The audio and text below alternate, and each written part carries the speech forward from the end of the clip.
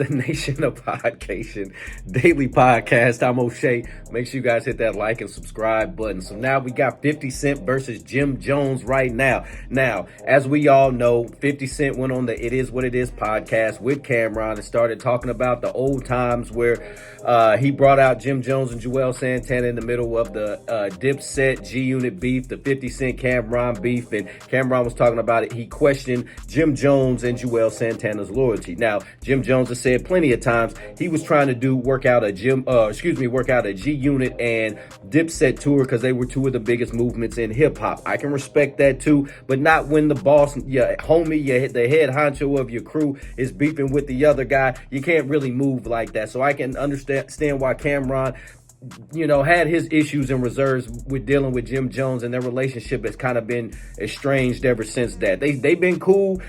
You've seen them together on Instagram videos and different shows and things like that. They was all out there in New York and they brought out Drake for the Dipset show. They did the verses with the Locks, and they took that L then, but they have gotten over that. But until 50 Cent was brought on the It Is What It Is podcast a little bit earlier this year, that's where all the issues were brought back up. It's crazy that, you can't even talk about the issues without them stirring them back up. And these two, Cameron and Jim Jones, are back at it again. They don't like each other no more, which is crazy because they're friends. Deep down, they're friends. If something happens to Jimmy, Cam's going to be hurt, and that's real talk. If something happens to Cam, Jimmy's going to be hurt. That's real talk. I know it's egos, pride, all of that stuff is in the way right now. But deep down, just keep it 100. Those dudes would be hurt if something happens to one another.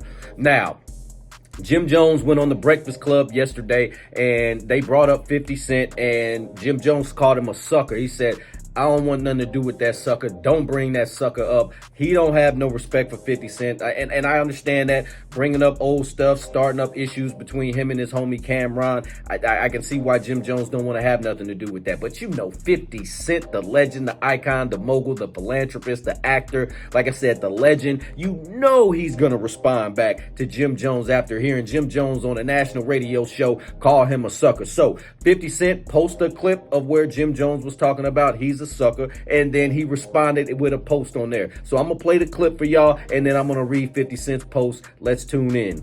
I got a lot of gold singles and I got some action with me. It'll be hard for a lot of people from New York to win with Capo. And I got freestyles I could do. In New York City, it's gonna be hard. I would say that for anybody.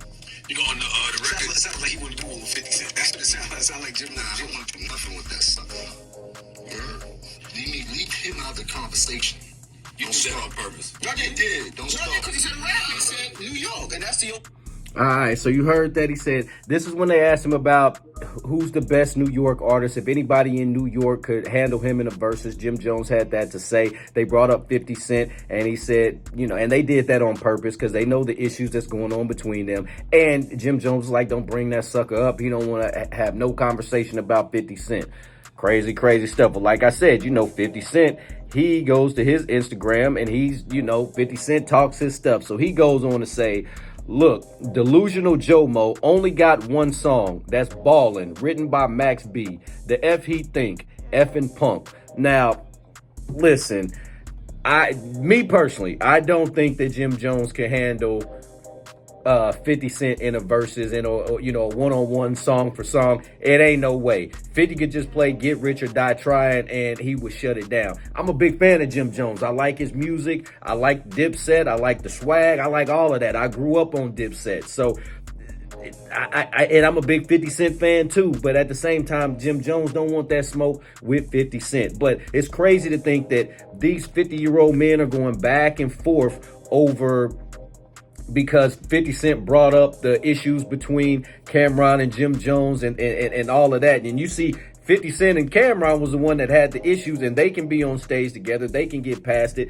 There's no reason that Jim Jones and Cameron should still be beefing about this stuff 15, 16 years later. I mean, what are we doing here, man? Y'all been boys, y'all worked it out, and now y'all, just because he brought it back up, y'all are back at it again. And now, 50 Cent, he's with the smoke. He likes it. You see what he's doing to Big Meech. You see what he done to Lil Meech. You see what he did to Ja Rule in the game. And now, you see what he does to Rick Ross. And now he's doing that to the Dipset again. It's like, 2003 to 2007 all over again, and 50 Cent's being the hip-hop bully that he once was. Crazy, crazy stuff. Anyway, Nation, what do you think about Jim Jones commenting on 50 Cent? What do you think about 50 Cent's response to Jim Jones? Would you be interested in seeing a 50 Cent versus Jim Jones versus? Who do you think would win, Nation? I'm telling y'all right now, it would be a smoke from 50 Cent. I mean, he would, I mean, come on now. Jim Jones ain't ready for that smoke. Anyway, Nation, let me know in the comment section down below. Make sure you all hit that like and subscribe button on your way out. Peace. This is DJ Michael Watts,